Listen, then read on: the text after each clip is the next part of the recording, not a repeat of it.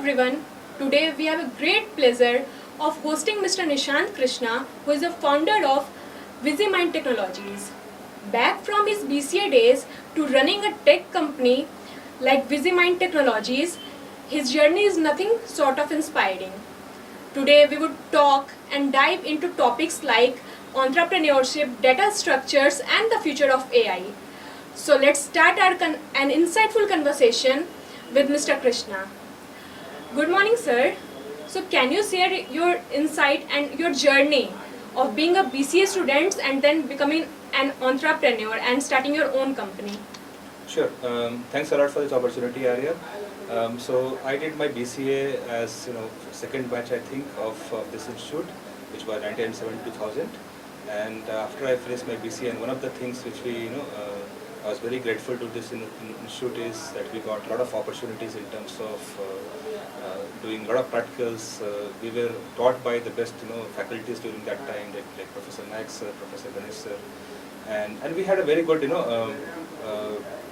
group in terms of students, because all of us were very inquisitive about technology. So that inquisitive, that curiousness also helped us. Even after BCA, we could get into many companies. So in my case, for example, I got into Wipro as part of a program called Wipro Academy of Software Excellence, and under which I did also MS through Wipro, through BITS Pilani, and I was working that time for a client called Nortel Networks, and I worked with them for 6 years. I got a chance to go many times to Canada. I developed a lot of skills in telecom, and in terms of technology, mainly focused on C. I started my journey from C and shell script, and while I was working for Nortel Networks, I acquired many other skills, many other programming languages. Somewhere around 2006, I changed my career, moved to a telecom company, another telecom company called Avaya. Avaya is a pretty big telecom company which was created out of Bell Labs. Bell Labs is something which everybody knows.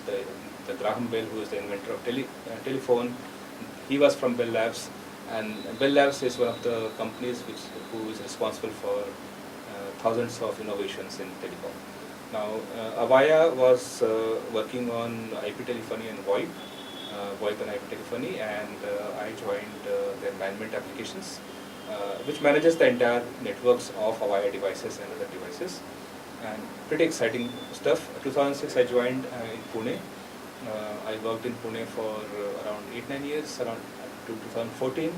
Then 2014, I moved to in another section of Avaya, the group of Avaya, which is a networking group, to Bangalore.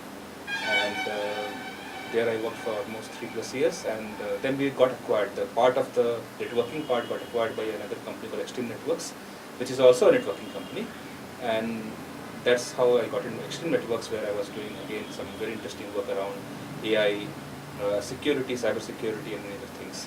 And then around 2018, when after working in Extreme Networks, mainly on cyber security and many other areas like that, I made a switch to become a full-time entrepreneur.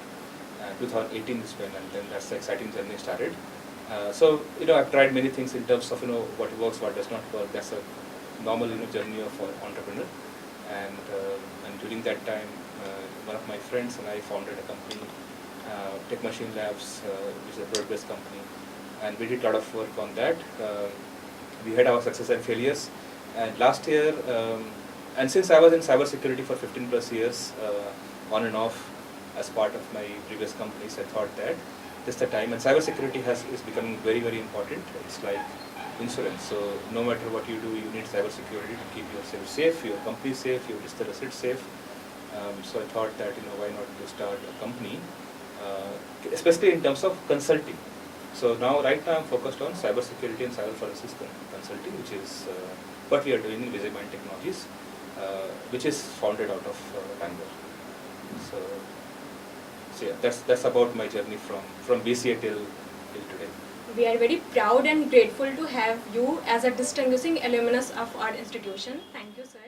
So, sir, why do you think that data structure is an important part of our today's technology, and what insight and practical application students should get from your workshop? Okay, that's a very interesting question, because we normally don't think about data structure in our day-to-day life, right?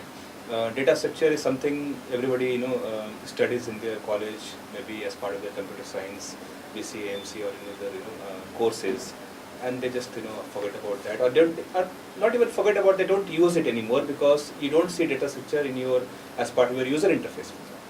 So user interface is full of icons, text, images, videos, but where is data structure? So data structure, in my opinion, is running the world. Okay. If you don't have data structure, the world will come to a grinding halt. So for example, so I don't have a smartwatch right now, but a smartwatch can store data like your step count, your heartbeat, details about you get a text message. It will store that for some time before showing it to you. It can also store other information about the small apps which are in the smartwatch. Now where is that getting stored? You need data structure for storing them. The data structure can be in memory, in the primary memory or a secondary memory. You may have database which is storing this, a small database, embedded database, but before that you have to store in data structure. So things like queues, linked lists, trees, many other graph, everything of each of these may be used in a small device like this. Think about an appliance like washing machine, automatic washing machine. Now, when you in the washing machine, when you say this is my cycle, I need to go from wash to tumble to dry to whatever 3 or 4 steps. Where is that getting stored? It's getting stored in a queue, and one after another you take out the function from the queue and then run that. That's what your your appliance is doing. Think about, let's look at a very complex application like a train. Okay, a train also has things which are automated, and it has to use data structure. So in my opinion, no matter which area you look at, if it has something digital, it has to use data structure, and knowing data structure empowers you to understand more about these things which you see around you in terms of how they work, what is their principle in terms of optimization, how they store information, and what else can you do for interaction with that. That's how data structure is very important. Was there a second part of the question, or this the only question? This was the only Okay, question. great.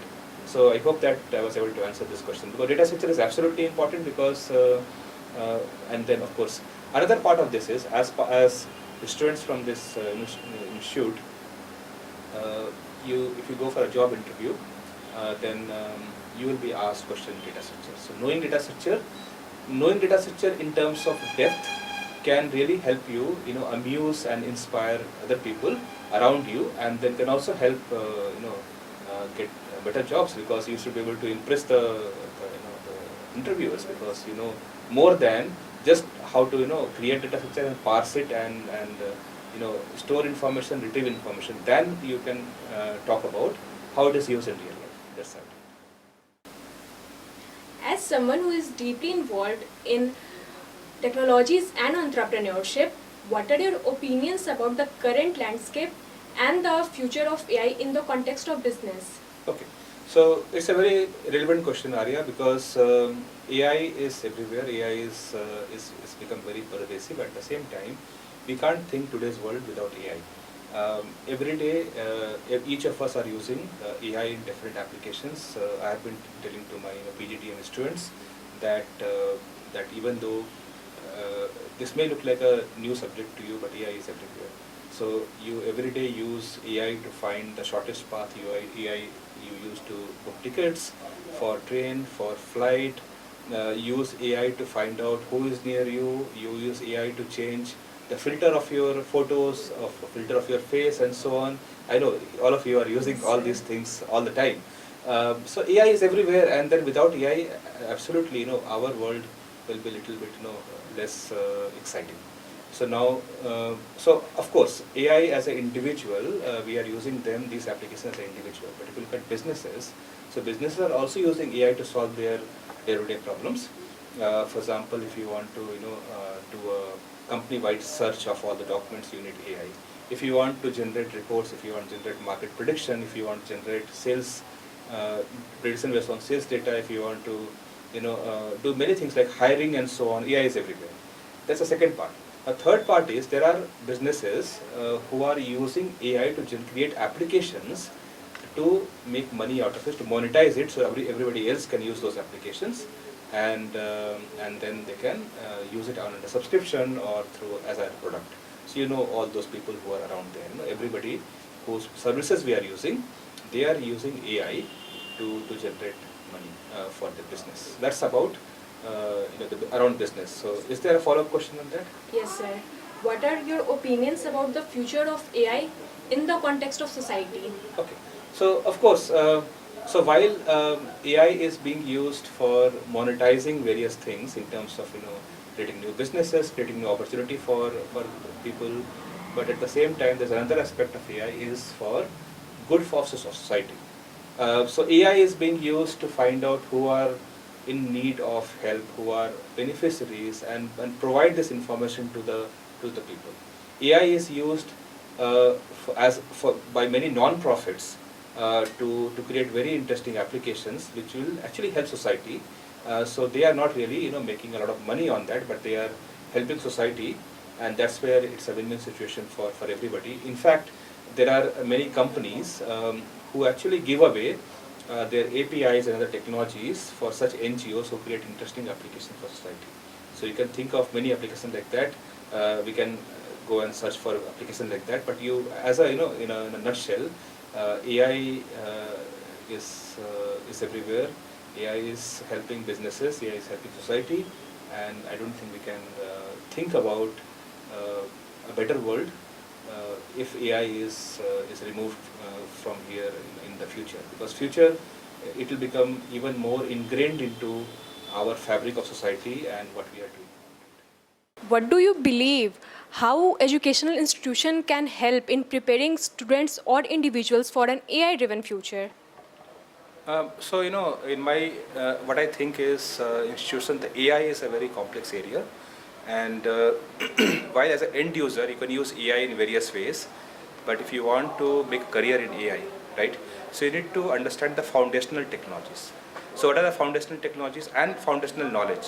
So some of them may include things like mathematics, some part of mathematics. For example, you need to know probability, you need to know statistics, you need to know many other areas of mathematics. You need to know how to apply logic to things. You need to know how to use algorithm to solve problems and things like that. So institutes can actually help students gain these foundational knowledge so that they are ready for the next jump to acquire more knowledge about AI. That's what I think. Yes, sir. And what kind of advice do you want to give to students who aspire to follow the similar path as yours, like in entrepreneurship and technologies? Sure. So, I mean, entrepreneurship and technology is something which you need also support from your, from your colleagues, from your family, from everybody else. So, I made a jump when I already had a lot of experience. That gave me experience about how all the companies work, how the people work. But entrepreneurship is not for everybody, right? So, I would suggest that it's not like, since everybody else is entrepreneur, you want to become entrepreneur, because most of the startup, they do fail because of many reasons. So I would suggest that once you have some experience, this is a good way to acquire a lot of knowledge very, very quickly, because as entrepreneur you have to do everything and you need to get into areas, you need to solve problems which nobody else has solved.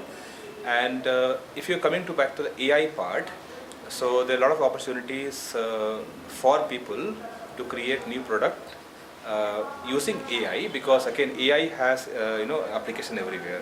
For example, we were talking about cyber security a while back, and at some point in time you have so much information to process when your cyber attack happens, that you cannot do it by human cannot do it. It has to be, you have to bring AI in picture.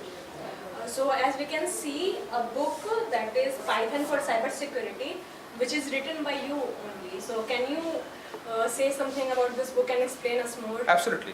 So this book I wrote last year. It was a long project of 1 year project, and this book is completely based on practical recipes written in Python. So if you are somebody who knows little bit programming, or at least little bit Python, then you can pick this book, and within 3 to 4 months you can become proficient in cyber security. Now the same technique you can use for anything else. So I have other projects in progress right now, where I'm working in areas like IoT security and ethical hacking, digital cyber forensics and digital forensics and so on. But the idea is that that there's no replacement for hands-on knowledge. So just having theory, just having read about the theoretical concepts and watched many videos and read tutorial will not help. But I would suggest everybody to be hands-on, try out everything, solve problems, and that's how we become better in AI and cybersecurity. Thank you. Thank you, sir, so much for being here in our IIBM campus, and we are very prestigious and we are very humble to have you here, and thank you so much for sharing your precious insight. Thank you so much.